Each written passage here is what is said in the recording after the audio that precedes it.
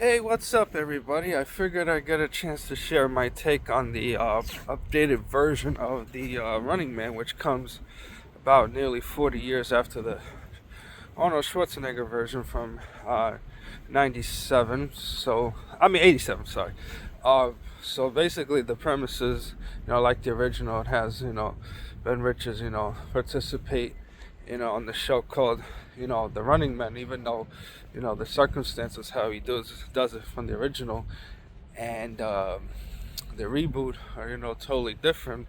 Whereas in the original version, Ben Richards had a brother that went for reconditioning, but the reboot, you get to see, the reason why he does it, because he has like a wife and daughter, and a daughter who's sick, and he's trying to provide her with medication, because she's sick. So he ends up, participating, for noble, reasons. And of course, like all reboots, they have changes. Whereas in the original, Laughlin was played by Yabit Kados, of course, who played Park in Aliens. And this one, you know, Laughlin's a woman. And then there's also a Bobby T character that wasn't in the original movie.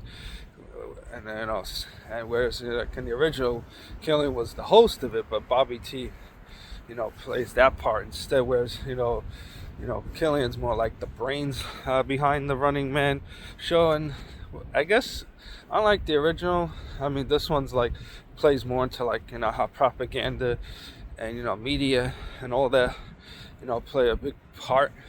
How facts are often twisted and manipulated for perception and all that. So it was an interesting version, even though I will admit, the Arnold Schwarzenegger version will always have a special place.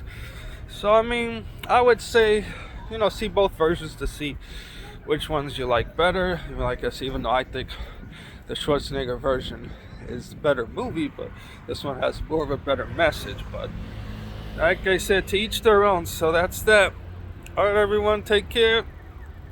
Look forward to hopefully sharing my thoughts on the Now You See Me 3 movie. Okay, take care.